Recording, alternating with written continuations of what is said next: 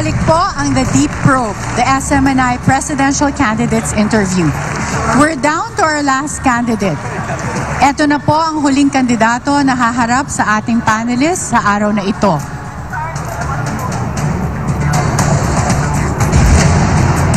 Sa gitna ng samot-saring isyong ibinabato laban sa kanyang pamilya, nananatiling matibay at may paninindigan para sa bayan. Bit-bit ang mga pangakong pagbabago para sa ikabuunlad ng bansa. Trabaho para sa mga Pilipino, murang kuryente, industrialisasyon, kalidad na edukasyon, reforma sa iba't ibang sektor, at pagkakaisa ng sambayanang Pilipino ang sentro ng kanyang kampanya. Bilang Pangulo ng Republika ng Pilipinas, sinabi ko na ako'y tatakbo dahil ang aking layunin, ang aking dating bansa ay ipagkaisa muli ang sambayanang Pilipino. Pagandahin po natin ang ating minamahal na bansang Pilipinas. Sama-sama po tayong mapamumuling. Tumatakbong Pangulo mula sa Partido Federal ng Pilipinas. Natin ang ating Ferdinand Bongbong Marcos Jr.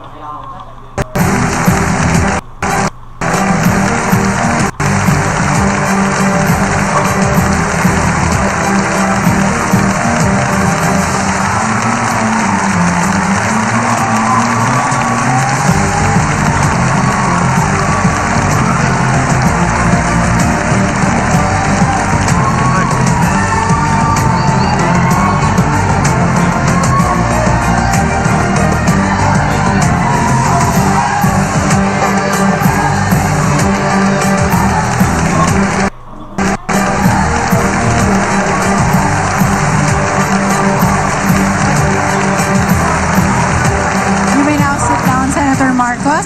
Thank you. Good evening. Good evening. May we request the audience to please sit down so we can start the program. I brought all my relatives.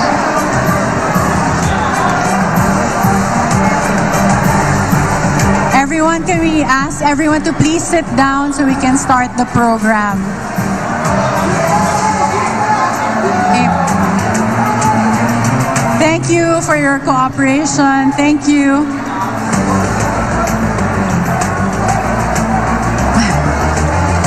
Okay. Senator Marcos, you have the floor and the panelists will be asking you questions. Thank you.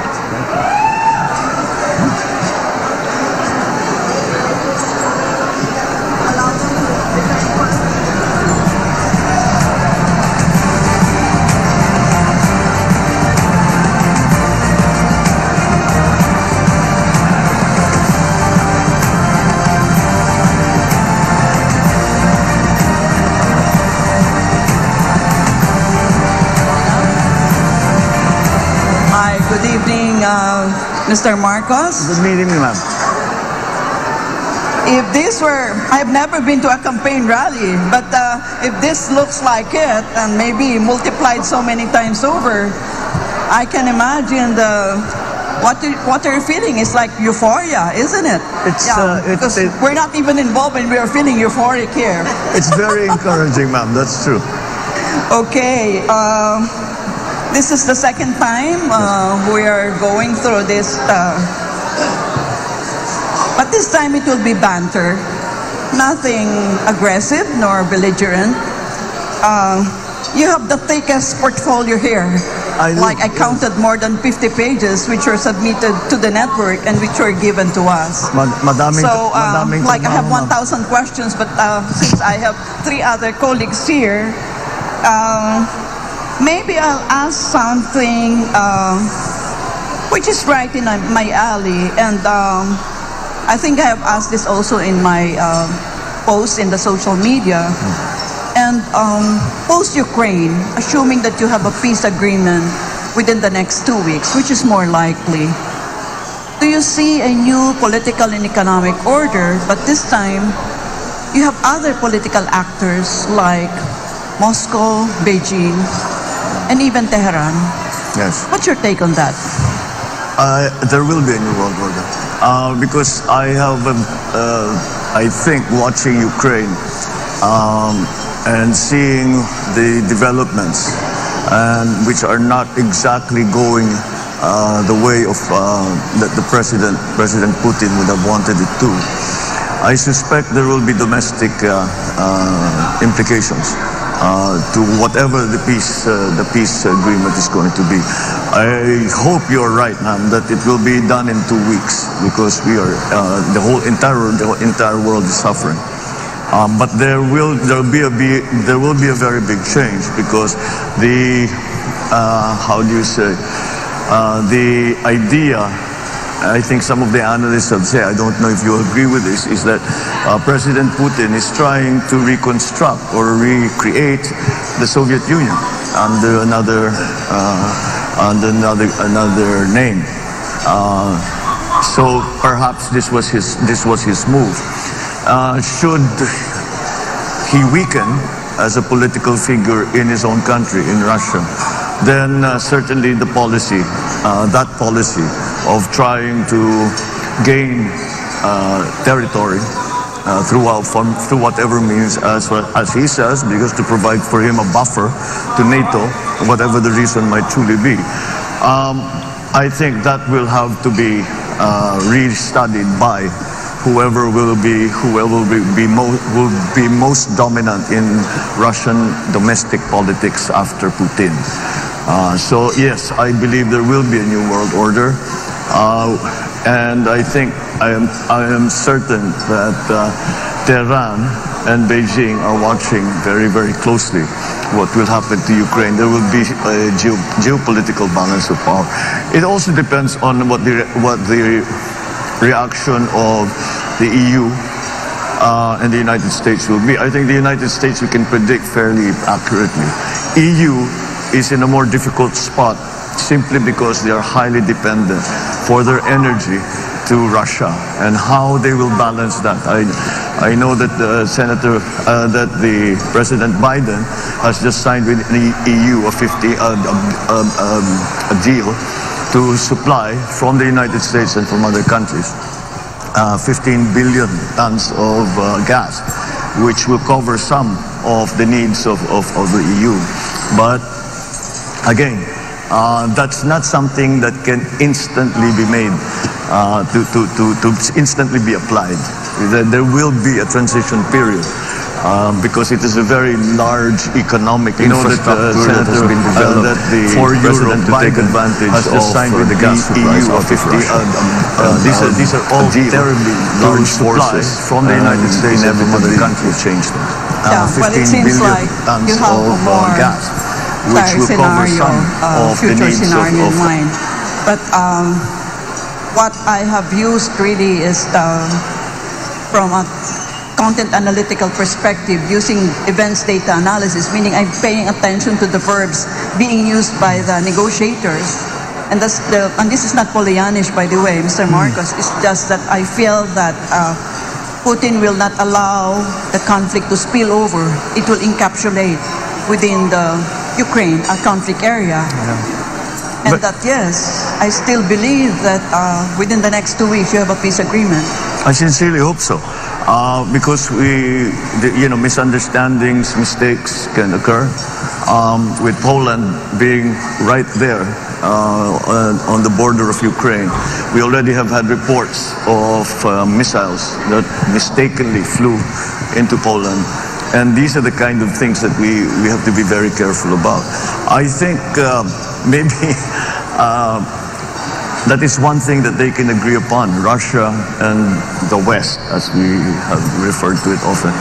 Mr. Marcos, earlier, I don't know if you were around already when I asked questions about the projected state visit of Vladimir Putin here in the Philippines. Because the Duterte administration has only so many more breaths to take before the end of their regime, of their tenure. When you become president, will he honor that invitation that Duterte had given to him to do a state visit? Not just a visit, a state visit. Well, certainly. Why not? We have diplomatic relations with Moscow. We should continue to honor that agreement that we have with Russia. And we must continue to, again, cultivate the relationships that are beneficial to the country. And it's not, as long as we make our position very clear that self-determination is an important principle as far as the Philippines is concerned. And in that context, then we can still speak on many other subjects with Russia. Yeah, so that means you are not telegraphing something to the United States of America by welcoming Vladimir Putin in a state visit. It need not be Russia or Vladimir Putin, any country. I think that would like to come and visit and would feel that there is something beneficial to be gained by furthering, strengthening relationships between our two countries is something that we should always be open to. Thank you. Thank you, ma'am. Good evening, Mr. Marcos. Good evening. Ang tanong ko po ay ito, ang nabanggit niyo po ang phrase na New World Order na sa tingin niyo ay maaaring mangyari pagkatapos ng peace treaty between Ukraine and Russia. And you see that the world will be restructured around a new framework or a new geopolitical order. So my question is this, I hope that you realize the burden or the special task that you have as a future chief architect of our foreign policy. Because in the past drawing of world orders, the Philippines never played a role in determining its position in that world order. For example, between the wars of Spain and the United States, it's the United States that defined our position in that new world order. When the United Nations was instituted after post-World War II, we were still at the coattails of the United States. But now we are an independent country.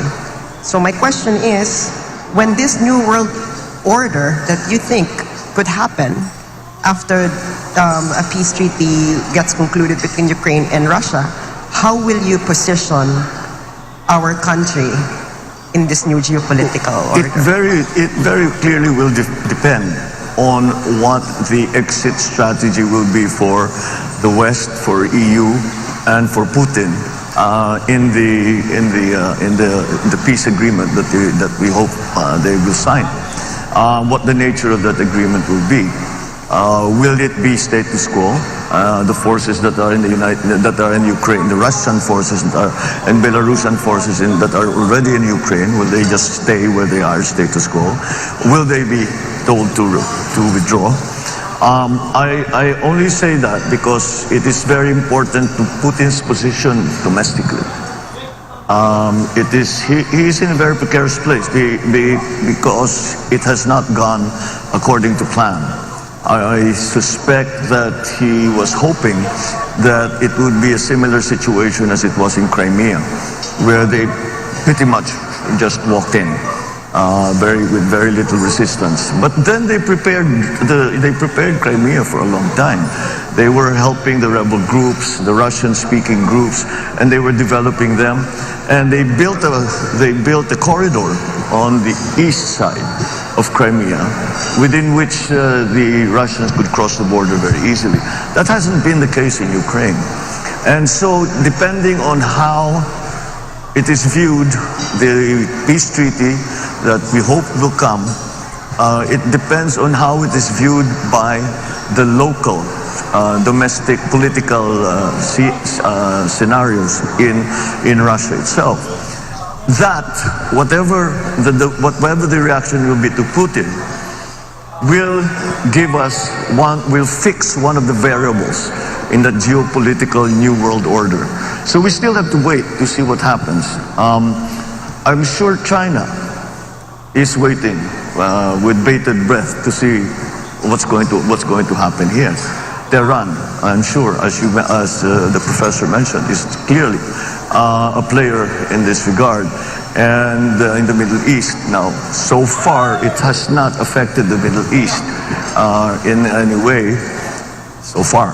But maybe if it works out for Russia, if it works out for Vladimir Putin, China might be emboldened to make their own moves. Tehran might be emboldened to make their own moves. On the other hand, if it is very much a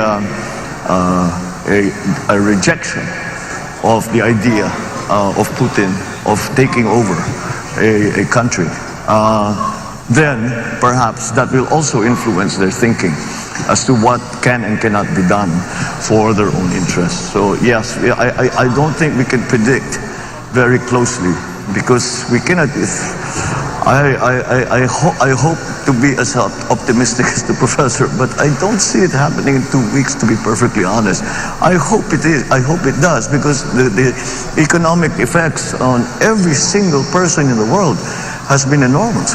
And it is going to be enormous for a good long while. It's not going to go away anytime soon. Sir, since we have a mutual defense treaty with the United States, that would affect, I'm sure that would play a role in how, our country would position ourselves in this new geopolitical world order. So my question is, to what extent will you allow the United States influence your actual decision making in how you're going to craft the future foreign policy of the Philippines when that new world order has already taken shape? Well, we have a very special relationship with the United States, and it's something that we have had and developed over 100 years, starting from being essentially a colony to a very strong partner here in this, especially in this part of the world, in the region. And that, I think, has been a good thing for both countries, both for the United States and for the Philippines. And that I think we can still depend on that. But the scenario that you spoke about, where we historically have always been with the United States, is still, I think, a carryover, a hangover of the Cold War. And we discussed it a little bit the last time. And I don't think the geopolitics of today are the same. And we now have to tread that very fine line to make sure that it's the Philippines, it's the Philippine interests that are the primacy of Philippine interests in anything. Now, in geopolitics, especially, we have another superpower 600 kilometers from our coastline, China. That puts, again, the Philippines in quite a precarious position. We're lucky because we're important geopolitically, even just we're strategically. We are unlucky because we are important geopolitically, and we've become a bit of a hot potato when it comes to that. So we definitely have to consider what is best always for the Philippines. And how do we achieve that? With our existing partnerships, alliances, as they stand now, with what will be a new world order. Will it be a very big change? Will it be a small, slight change? Will it be a big change for Russia and a small change for everybody else? There are many moving parts to this thing, and it's not something that is easily definable. But I think once the peace agreement is made, we will study it very, very closely, and we will ask our best experts to determine what is the effect in these other countries. What is the effect to Tehran, to Iran? What's the effect? How does it change their thinking in Beijing? How does it change the thinking in Washington, D.C.? These are the big players. These are the people we have to deal with.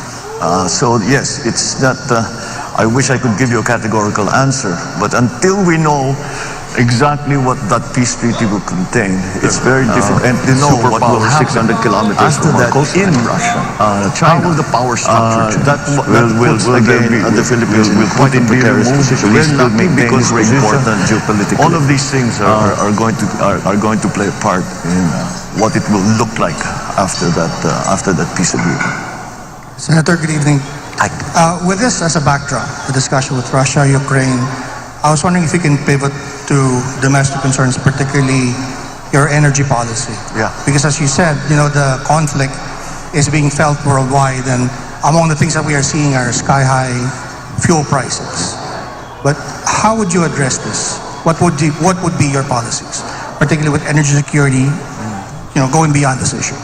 In the past week or so, since the war in Ukraine began, I have been espousing a policy of subsidizing all oil imports. Because the idea is that, yes, transport is the first sector that's going to be affected, but everyone will be affected. And therefore, if we are to support everyone, we have to subsidize all oil imports, in my view. However, I have been crunching the numbers. We can't do it. We cannot afford it. It's that simple. So we have to focus now. Maliwanag, yung mga transport group talagang naghihingalo dahil dito sa pagtaas ng presyo ng langis. Pero alam naman natin, pag tumaas ang presyo ng langis, sabay-sabay susunod na yung mga iba. So we have to focus in the sectors that will actually that will mitigate the effects of the oil price rise. Perhaps, well, there still exists the option of perhaps giving a tax holiday on the excise taxes to the oil for the oil imports. However, the pandemic is not over. We do not know what is going to happen next. When each time we thought tapos na, it came back. And I'm sure all of us after Christmas, after the Omicron hit at the end of January, sabi natin siguro baka tapos na ito, baka wala na. But then we hear news now about Korea, about China, about Hong Kong, that they're locking down again. So we need those funds. Well, the government doesn't need the funds, people need the funds. And so we will still have to continue to collect as much as we can in preparation for any possible occurrence in terms of the pandemic. Baka may bagong strain, baka may babalik. But I don't think we will ever return to a time of lockdown anymore. Senator, just before we go on the break, I was wondering if you can clarify your position on the oil price stabilization fund, because there's been some talk in social media to report, and I don't know if you are. Of course, the appeal is that there will be subsidy when prices are high. Yes. But the downside is that prices will remain high because when global prices dip. Yeah. And there's the argument, of course, that the market is always more efficient in determining prices. Could you clarify your position? No, I think it is not to change the price of the oil. It's to change the rate of change. It is to try and mitigate the rate of change. So that, let's say, if the price increase is from Sunday to Monday, instead of increasing the full, let's say we're going to increase by, I don't know, 5 pesos, let's say. Instead of doing it all in one shot, we do it slowly because we have a stabilization fund. There is no way to bring the price of oil down from the Philippines. We are at the mercy of the oil producers. We in the Philippines, if I'm not mistaken, are 0.07% of the fossil fuel market, and therefore have very little influence on pricing. And we produce very little in terms of oil production. Malampaya is about, they say will dry up in the next 2 or 3 years. So yes, it is a very, very big problem. But the OPSF that I proposed and is really to lessen the impact, and instead of making the impact instantaneous, we will try to make it happen over a longer time to give businessmen, consumers more time to adjust and to plan for the new regime of oil prices and oil products that would come to the Philippines. Senador, kung may time pa? We'll have to take a short break for now. Yes. It's okay. Sorry, Rolex. Yeah, unfortunately, I've become the symbol of the human time clock. But the panel will still have a lot of questions for you, Senator Marcos. Unfortunately, we have to interrupt for a short break. So to everyone watching, don't go away. The Deep Probe SMNI presidential interviews will be right back.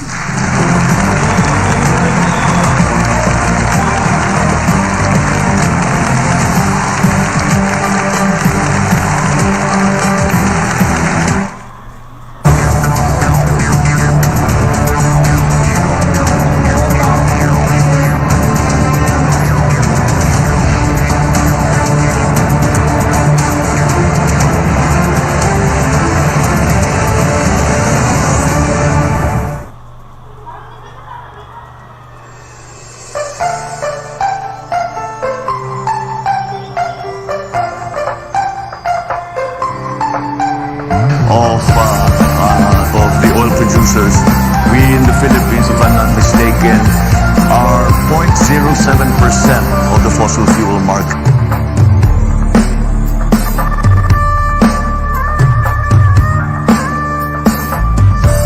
Matatamis na mga pangako, marami sa atin ang nagpaloko.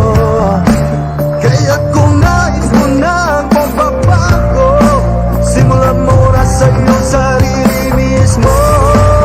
Kaya't ngayong darating na pilihan, mag-isip ng di na malinlang. Kalayaan sa pagboto ay panindigan. Kinabukasan namin ang nakasalalay dyan. Ituloy ang pagbabago, ikaw at ako ang tanging susito. Ituloy ang pagbabago, pag-asa ay siyang namatakbo. Sa tulong ng ating pagkakaisa, ang nasang pag-ulan ay sigurado na nagagawa. Kaya kung nais mo ng pagbabago, simulan mo na sa iyong sarili mismo. Kaya't ngayong darating na pilihan, mag-isip ng di na malinlang. Kalayaan sa pagboto ay panindigan. Kinabukasan namin ang nakasalalay dyan. Ituloy ang pagbabago, ikaw at ako ang tanging susito. Ituloy ang pagbabago, pag-asa ay siyang namatakbo.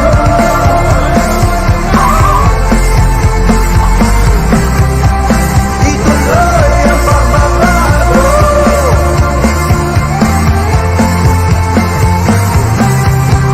Ituloy ang pagbabago. Pagpili ang iyong boto sa halagang 500 piso. Katumbas naman ng ilang sentimo ang digdigan mo. Politikong taliwas, gaban ng bayan ay iwawalas. Kaya't maging mapanurin sa huwag mong pagpili. Huwag sayangin ang kita sa daliri.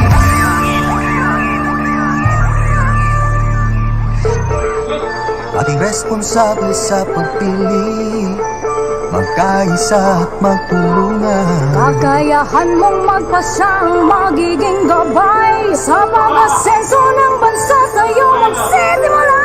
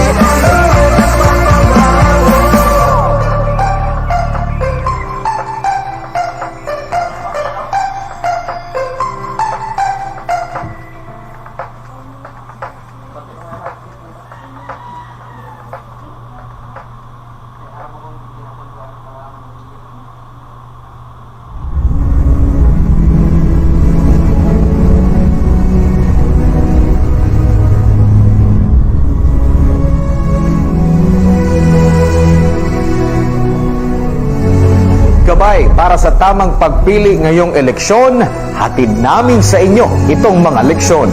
Sino ang dapat na magpatuloy sa pagbabagong nasimulan? Sino ang dapat na mailukno sa kapangyarihan?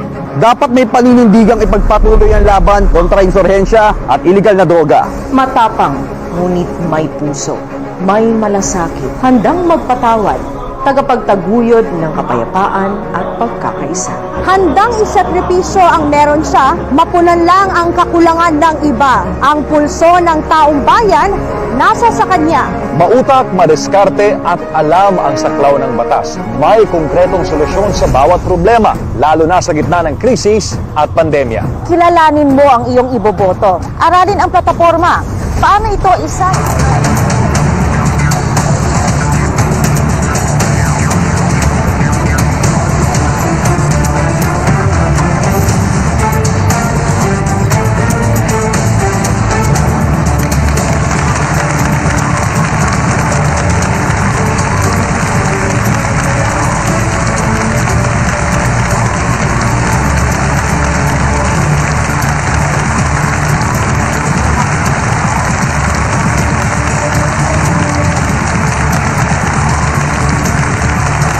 Nagbabalik po tayo sa The Deep Probe, the SMNI Presidential Candidates Interview. And right before the break, the conversation between presidential candidate Senator Marcos and the panelists was spanning several issues, including the geopolitical conflicts and the oil price crisis. Now we will resume the questions from the panels. Magandang gabi po, Senador. Good evening, Rolex. Ang katanungan ko po ay tungkol sa power. Alam niyo po yung IPIRA, hinati yung bansa natin. Electric Power Reforms Industry Act, IPIRA. Ngayon po ganito, recently ang Malacanang po ay naglabas, pinirmahan ng Pangulo, Executive Order 164, adding nuclear power to the energy mix. And among others, to study the viability kung pwede pa natin i-operate yung BNPP at ang iba pang mga facilities para sa paggamit ng nuclear energy. Pwede mo malaman kung ano yung isip nyo po tungkol dito? Kasi po mangyayari sa sunod na termino, ang 18 milestones. Ito po yung unang hakbang lamang. Marami talagang pinag-uusapan. Energy is hard. Ito, aaminin ko sa inyo, talagang pinag-aaralan ko, napakahirap ayusin. Dahil nga yung ating sistema, the IPIRA law, marami talaga naka-contain dyan na kailangan pag-aralan ulit. Because ang reklamo sa buong bansa, both na consumers lamang at saka yung mga negosyante. Kasi lagi natin napapag-usapan mga foreign investors na nagre-reklamo sa power, pati local investors. Kaya ang investment sa Pilipinas is not capital intensive. Yung mga investment sa Pilipinas short term lang, kuminsan hot money lang ang pumapasok, pasok-labas lang yan. It doesn't build anything. So that is it. It is a major problem. Kung titignan natin ang mga projection sa pangyayari ngayon, just as a perfect example, narinig na siguro naman ng lahat na sinasabi na baka sa eleksyon magkakaroon ng brownout. Kaya dahil nasa gitna na tayo ng summer, ng tag-araw. Kaya yan ang maliwanag na maliwanag, kulang na talaga ang power supply doon sa ating requirements. At saka yung idadagdag pa dapat natin para makapag-industrialize tayo ng mabuti. Kaya it's something that has to be attended to. In other words, kailangan natin lahat. Kailangan natin lahat ng makuha natin na power sources para mabigyan tayo ng mas mura at mas malawak at mas reliable na power supply. Ngayon, maaari nating i-expand yung ating hydro, expand natin yung ating geothermal, but there's a very simple idea when it comes to the energy sector. It's something called the base load. The base load is the load that never goes away. The demand that never goes away. Kahit gabi, kahit araw, ito na yung mga planta na nagpapatakbo. So that base load has to be satisfied. Kaya kung hindi umiihip ang hangin, paano yung wind power? Kung gabi, paano yung solar power? Kailangan pa rin ng traditional. Ngayon, doon tayo mamimili.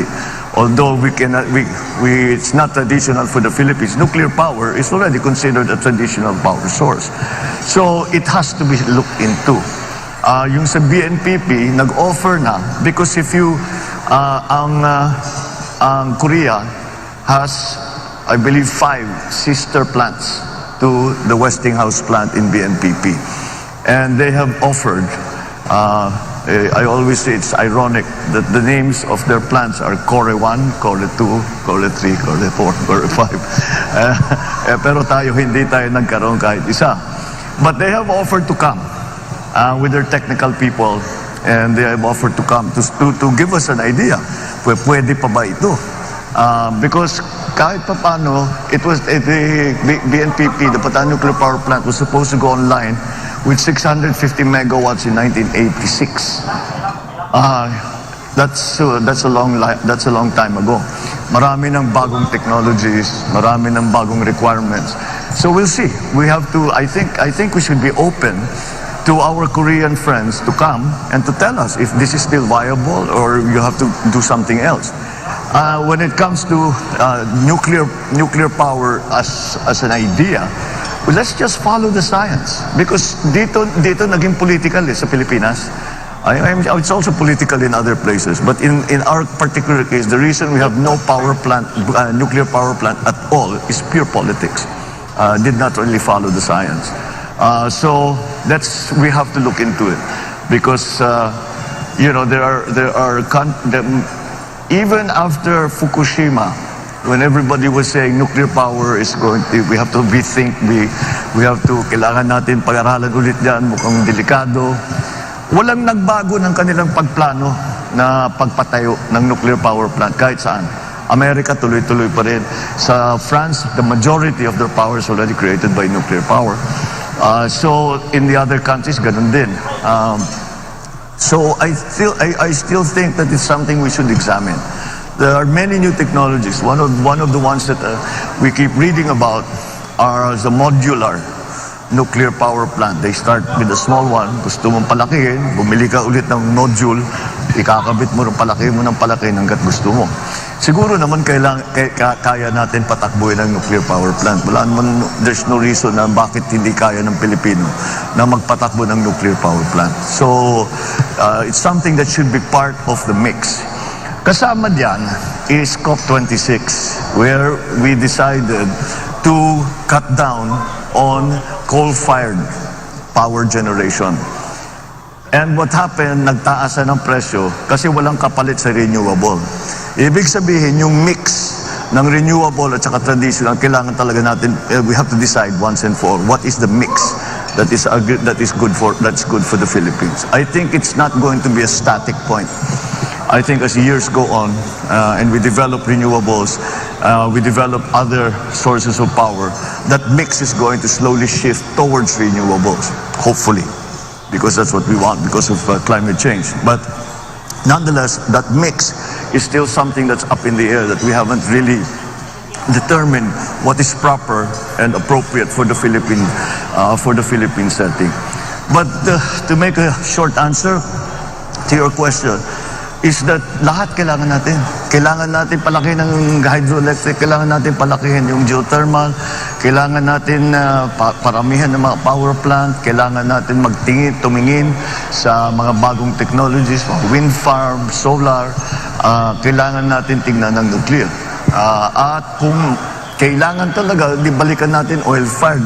But oil-fired has become less and less attractive because of what's happening in the volatility of oil prices, especially in the last 2-3 years. Then with this new development in Ukraine, talagang kailangan pag-isip-isipan natin na mabuti. Kasi baka maipit tayo, pag tumaas na naman yan, hindi natin maipatakbo yung planta natin, balik na naman tayo sa dati, nasa brownout na naman tayo. Now we have lots of coal here in the Philippines. The Chinese claim to have good enough technology. I've actually visited one of their coal-fired plants that na malinis na, that they're able to extract the carbon and they're able to to dispose of the carbon properly. So, all of these things we need to look into. Lahat yan kailangan natin. Well, after the generating companies, meron po tayong Transco. Marami reklamo sa Transco. Senador, open ba kayo sa idea na katulad ng tubig, may west sector operator, may east sector operator, chop natin ang Transco? I don't think so. May economies of scale yan eh.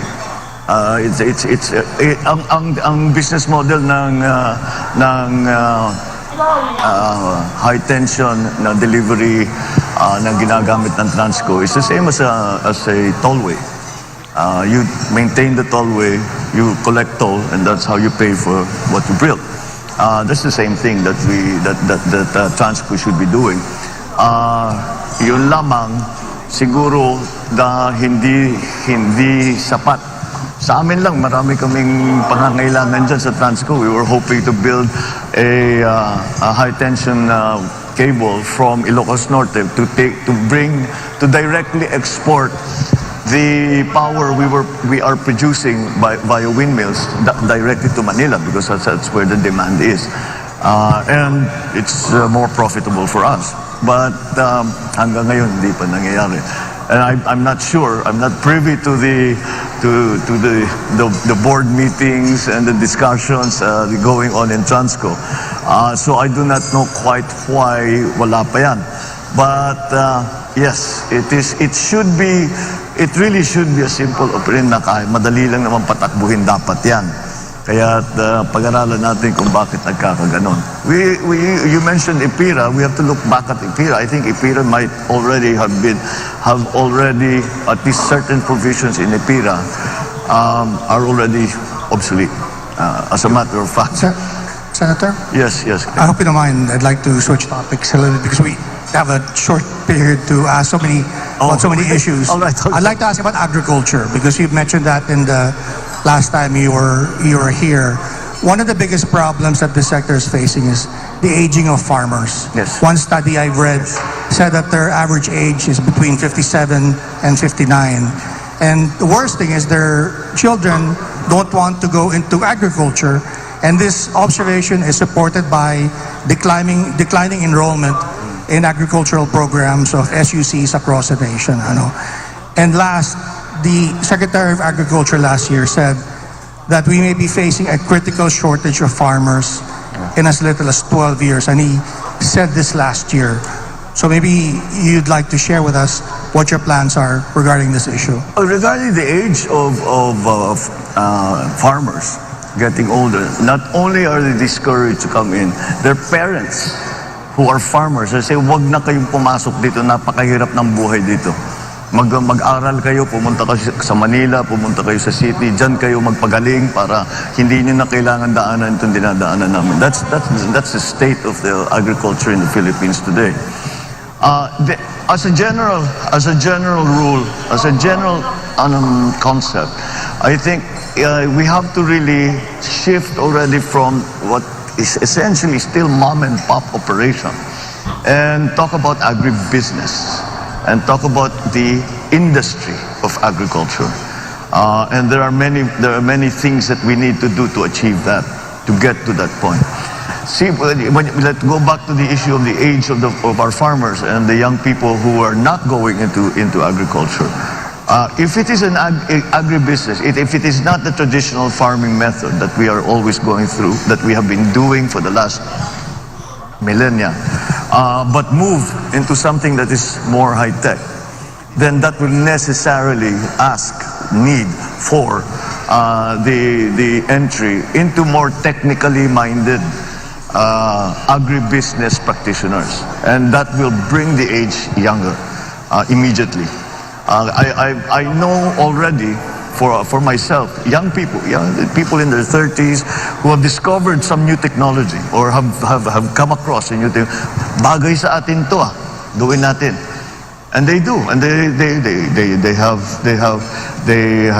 brought all kinds of new techniques to farming, but it's not yet extensive because there are no encouragements coming from government in terms of tax breaks, in terms of I don't really believe in subsidies in that regard, but I still think that we can improve the attractiveness of the agricultural sector to younger people if we use the most modern, most interesting technology.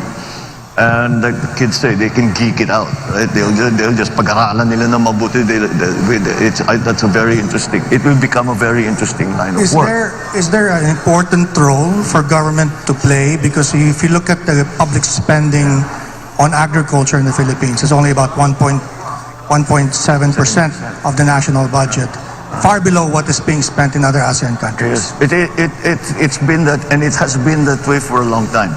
I think we have really neglected agriculture because we had a system set up where the entire value chain was attended to by government. And of course, the private sector practitioners come into the picture during the trading and in the market. But that was dismantled in 1986 and has not been a replacement for it. So we have to do it again. And if we look at the countries that we are competing with in terms of rice production, for example, they're Thailand and Vietnam, the obvious ones. Their cost of production is lower. The labor segment of their production cost is 1/2 of ours. And that's due to mechanization. We have not mechanized at all. It's going to take, it's not a simple thing because we have to organize now to be able to mechanize properly, to use the big machines, the big tractors, the big harvesters. Yung nakikita natin sa ibang bansa na ginagamit, nakalaki-laki, na ang bilis-bilis, siguro sa isang araw, ilang hektarya na nakocover nila. Pero ang average na land holding dito sa Pilipinas is less than 1 hectare.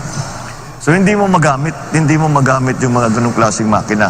So the way to do it, or the way we did it in Ilocos, was we organized the cooperatives. And in that way, we were able to take full advantage of economies of scale. And I think that's what we need to do here in the Philippines now. But there are other things that need to be done as well.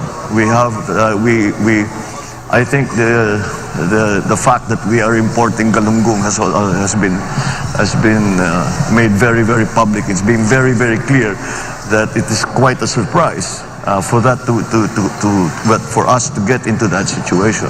But again, it really comes from a neglect and the agricultural sector. So the things we have to do the research and development for the new varieties, for the new yung nag-aalaga ng hayop, paano yung gagawin yung pagkalat ng mga inahin. Again, these are different schemes that we have to put together. In our fisheries, there is a very, very good potential for us kung ayusin lang natin ang ating kinukuhanan ng isda. Number one, bigyan natin yung mga mangingisda na mas malaking bangka. Maliliit lang yung bangka nila eh. And they have to go out already 12 kilometers kasi overfish na dito sa loob. And then of course, patrol so that maraming nagpo-poach sa atin. So we have to have all the best techniques and technologies for our farmers and for our fishermen. Fisher folk. So that's just the beginning of it. And then the support. Now, one of the biggest problems that the agricultural industry is facing right now in terms of crops is urea is 2,500 pesos now. And we know of many areas where farmers just didn't plant. And that kills our production. Taas na naman ang importation natin. Because kung minsan, kung kulang talaga. Kung pabayaan mo yan, tataas naman ang presyo, hindi na kaya ng tao. Kaya talagang kailangan ayusin yung agrikultura. So you have to support, the government has to support that. This question of urea, for example, siguro ang gobyerno lang bibili in bulk. Hundreds of tons of urea, and then isama na yan sa production loan. Bago planting season, magbibigay ka ng production loan sa farmer. Yung iba pera, yung iba seedlings, yung iba abono, the fertilizer at saka yung pesticide. And then You could support them with new techniques, the techno demos, to teach them what are the new plants, what are the new techniques, how you can save water, how you can save on the other inputs, etc., etc. And then the processing. You know, it is not, should not really be allowed anymore. Dapat in the year 2022, dapat wala na tayong nakikitang palay na tinutuyo sa highway. Dahil dapat meron na tayong binigay. Yan, si Rolex knows this well from, because sa local talagang yun ang problema eh. So, tapos yung mga milling, dapat talaga meron tayong milling na small scale, large scale, depending on what everyone. So, the value stays with the farmer. Hindi pumupunta sa trader na may malaking milling na planta. I mean, there's nothing wrong with the traders. They have a part to play. But let's keep as much of the value added and give it back to the farmer. And then, if we are able to do that, gumanda ang ating production, bumura ang ating production cost, we can directly sell it.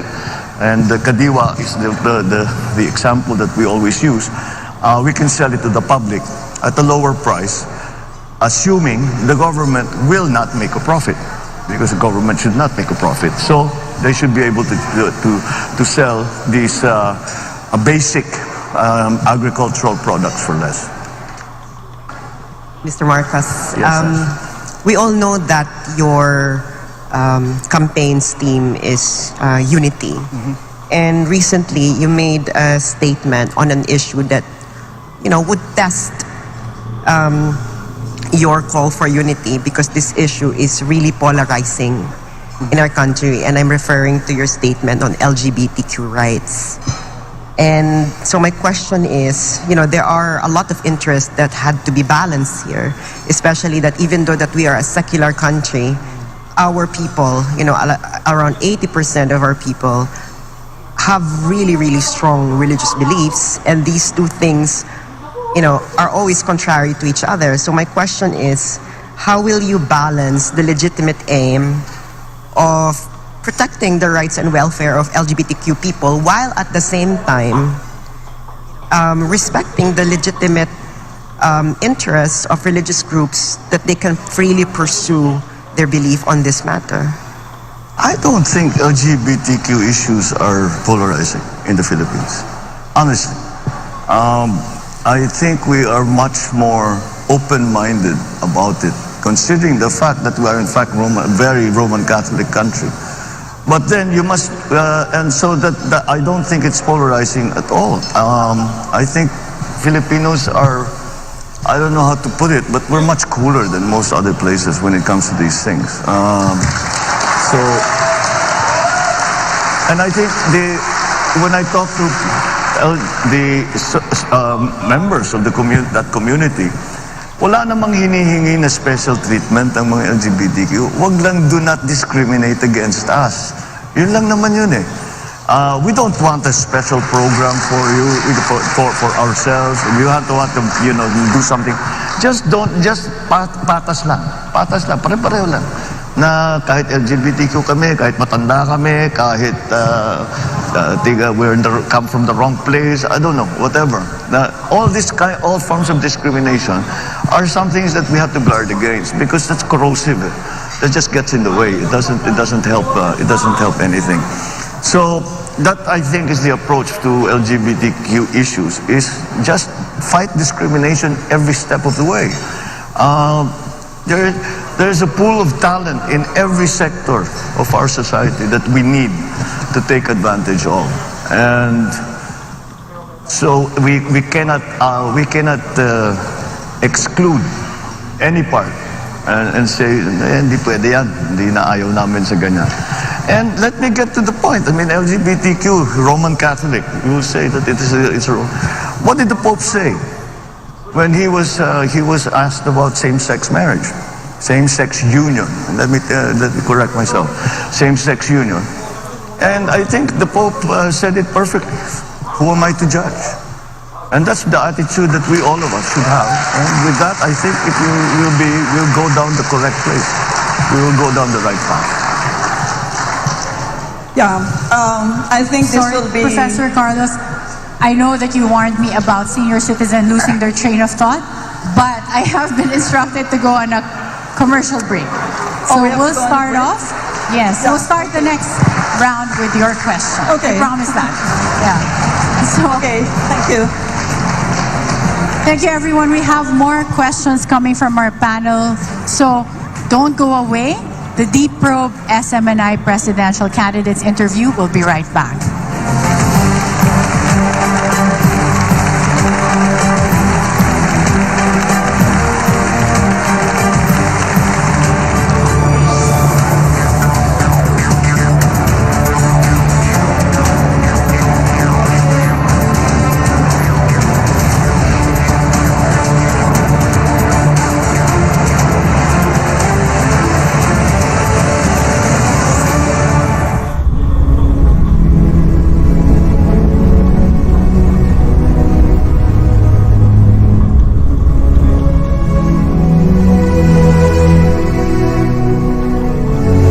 Gabay para sa tamang pagpili ngayong eleksyon, hatid namin sa inyo itong mga leksyon. Sino ang dapat na magpatuloy sa pagbabagong nasimulan? Sino ang dapat na mailukno sa kapangyarihan? Dapat may paninindigang ipagpatuloy ang laban kontra insurhensya at iligal na droga. Matapang, ngunit may puso. May malasakit, handang magpatawad, tagapagtaguyod ng kapayapaan at pagkakaisa. Handang isakripisyo ang meron siya, mapunan lang ang kakulangan ng iba. Ang pulso ng taong bayan, nasa sa kanya. Mautak, madiskarte at alam ang saklaw ng batas. May konkretong solusyon sa bawat problema, lalo na sa gitna ng krisis at pandemya. Kilalanin mo ang iyong iboboto. Aralin ang plataforma. Paano ito isa sa katuparan at patatagalit? Suriin ang track record. Sawa na tayo sa puro forma at salita. Ang kailangan natin ang magpapatuloy sa pagbabagong natatamasa ng sambayan ng Pilipino. May malakas na paninindigan sa tama, hindi magtataksil sa bayan at hindi tayo ipagpapalit sa kahit anuman. Matapat at hindi magnanakaw, hindi sarili, kundi ang interes ng bayan ang inuuna. May political will, totoo ang serbisyo at handang ibigay ang lahat. Matugunan lamang ang mga isyu na kinakaharap at kakaharapin pa ng bansa. Bilang botante, nasa atin ang responsibilidad na ihalal ang nararapat. Isa itong desisyon para sa nakararami kung kaya't pag-isipang mabuti. Huwag magpadala sa kasikatan at sabi-sabi. Ikaw mismo ang kumilatis. Tandaan, nakasalalay sa desisyon mo ang magiging kinabukasan ng bansa. Kaya, maging matalino. Maliban sa totoo, dapat may karanasan at kapasidad na mamuno. Hindi tama didili, kaya huwag kang magpapabayag. Bigyang dangal ang iyong boto. Katuwang nyo ang SMNI sa isang malinis at patas na eleksyon. Dahil dito, siguradong balitang totoo. Ibibigay namin sa inyo mga impormasyong tama. Tuloy ang pagbabago kahit sa pagbabalita. Sama-sama po tayo tungo sa bagong bansa. Piliin ang magpapatuloy sa mga programang nasimulan ng administrasyon. Ituloy. Ituloy. Ituloy. Ituloy. Ituloy. Ituloy. Ituloy. Ituloy. Ituloy. Ituloy. Ituloy. Ituloy ang pagbabago.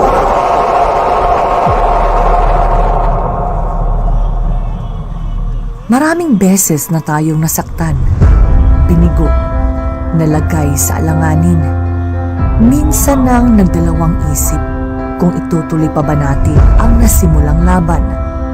Dahil tao tayo, madalas nagkakamali, nagbabago, nangangarap, natatalo, nagtatagumpay.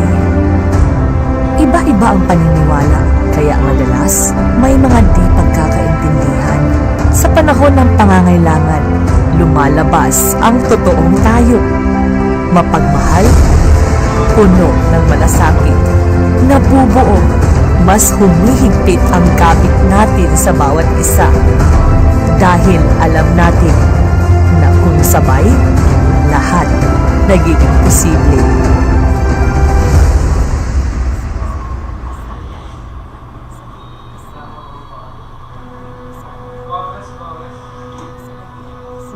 Sa muling pagsikat ng araw, isang desisyon ang kailangan mong pakawalan. Desisyon hindi lamang para sa iyong sarili, kundi para sa iyong minamahal. Desisyon para sa katrabaho, kapitbahay, sa iyong kaibigan, at maging sa iba, sa hindi mo.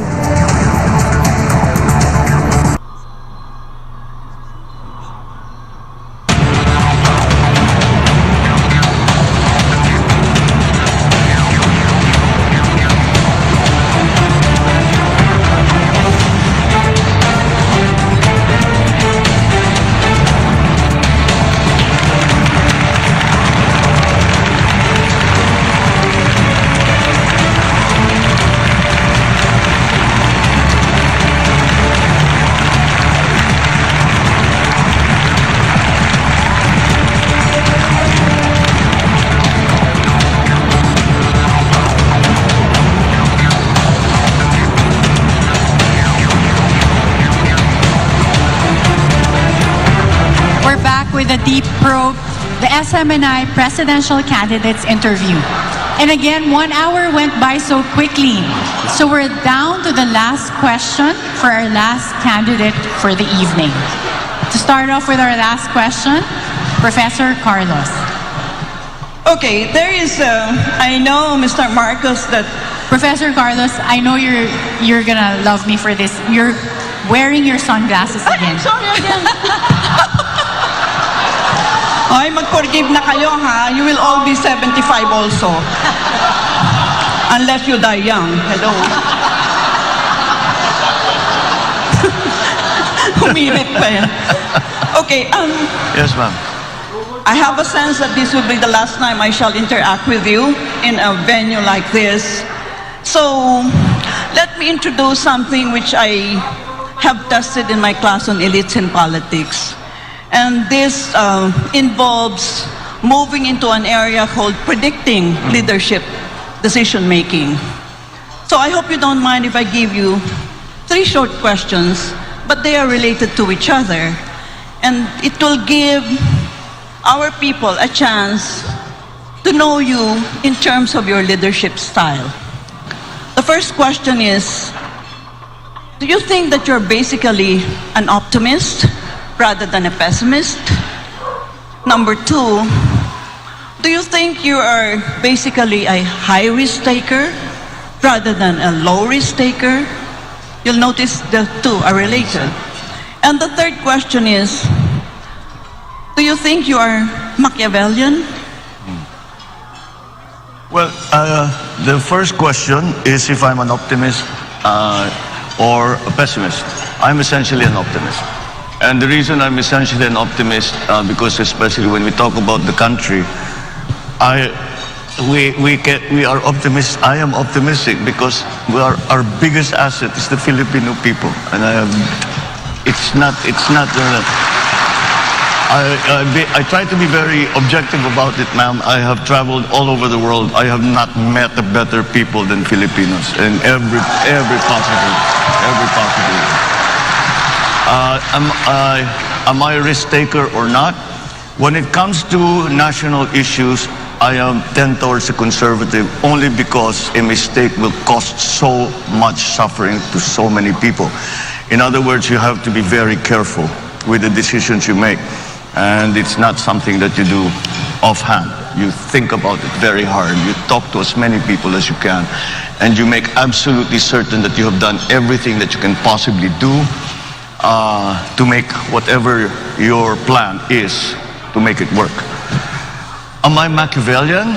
Well, I've studied him quite thoroughly, and I know very many Machiavellians in my life. But Is it Machiavelli in terms of taking every means to produce an end, not the other Machiavellian, the bad Machiavellian? Well, certainly, we have to be aware of everything that is going to help whatever it is that you are hoping to achieve. And on a national scale, that means you have to understand very well what the situation is on the ground. Ganito kasi at sitwasyon ng mga tao, eto na ngayon sila. Nasa gitna pa ng pandemya, walang trabaho yung mga yan. Maasa pa rin yan sa tupad, sa IX, etc. O paano tayo lalabas niyan? Where will what are the other countries doing? Kailangan maging maingat so I suppose in the same sense as you say that these questions were related, it's a way of being careful and being very, very knowledgeable about what are the things that have to come into play so that you will achieve success, whatever that success, however you define that success. So in that sense, yes, ma'am, I am a Machiavellian. Yeah, thank you. In future, if you have time, please come to the university and I will discuss with you. It's called the operational code construct. Thank you very much. Oh, I would love that. Thank you so very much. Thank you.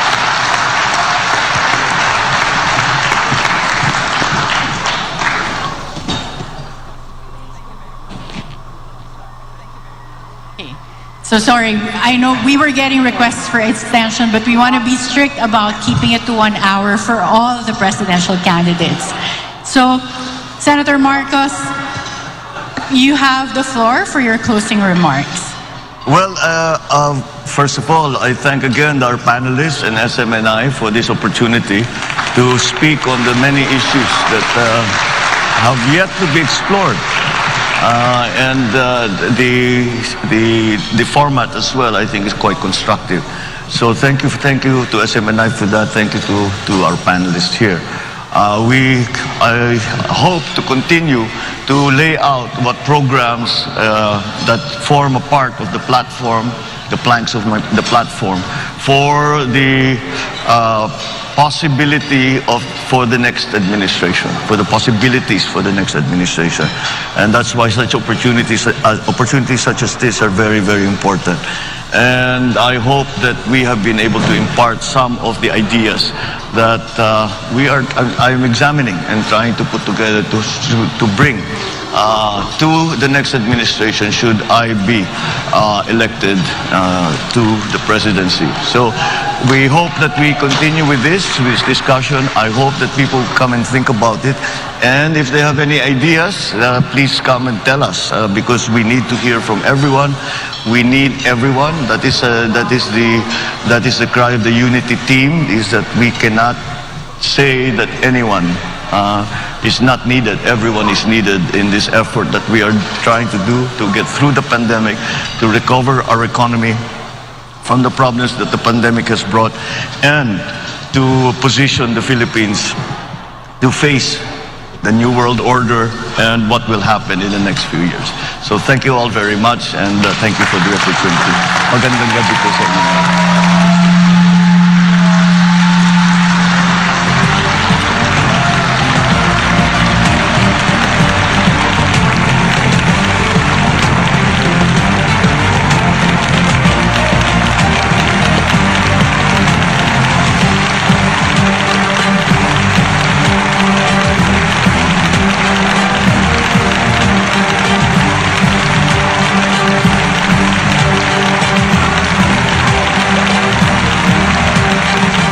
Salamat po, Senator Bongbong Marcos, and maraming salamat to all our panelists. Sa pamamagitan ng SMNI Deep Probe, sinubok namin na dalhin sa ibang level ang pagkilatis sa ating mga presidential candidates. After all, the presidential post is the highest position of leadership in our country. Napakahalagang desisyon ang pagpili natin ng susunod na Pangulo ng ating bansa. We hope that today's Deep Probe gave people an opportunity to further scrutinize our candidates. Thank you to all our candidates who joined us today. Thank you for giving us an opportunity to get to know you more. And of course, thank you to the panelists for sharing your expertise. Good evening, everyone, and thank you for joining us tonight.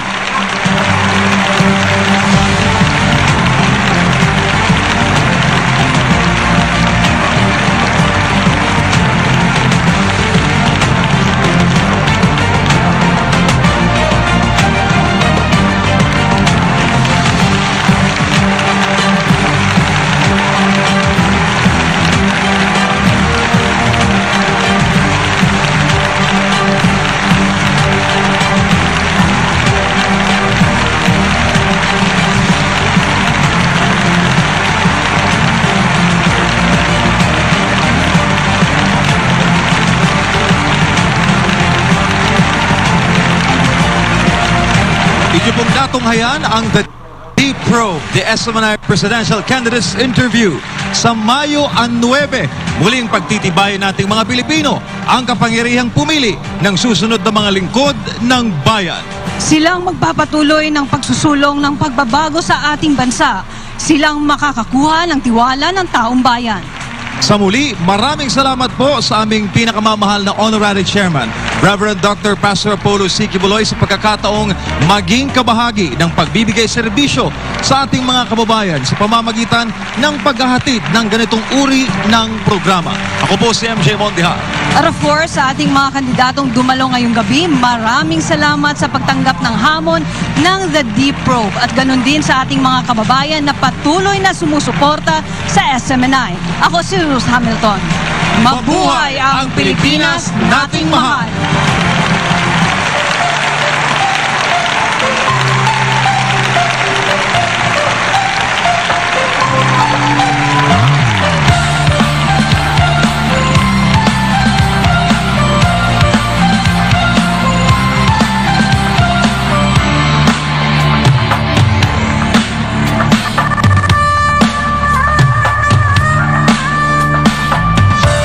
Matatamis na mga pangako, marami sa atin nagpaloko.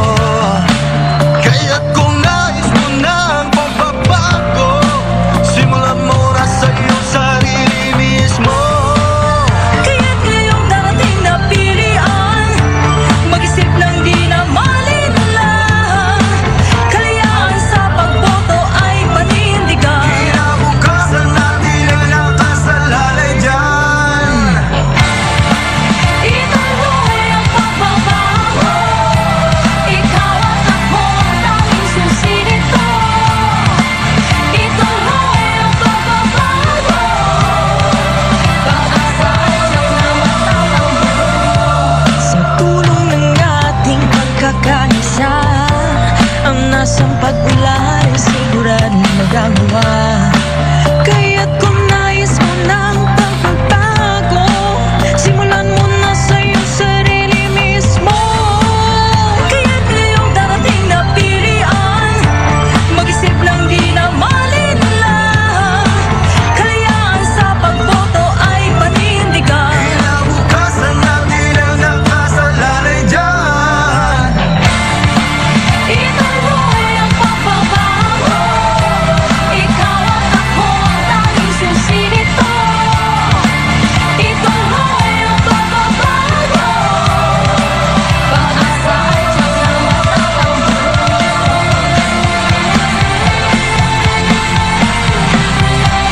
Ituloy ang pagbabago.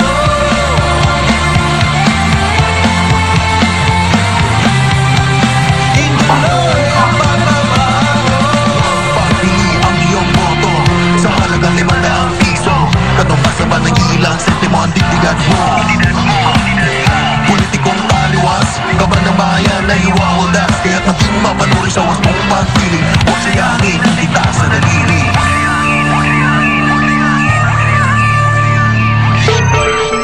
Maging responsable sa pagpili, magkaisa at magtulungan. Kakayahan mong magpasyang magiging gabay sa pag-ase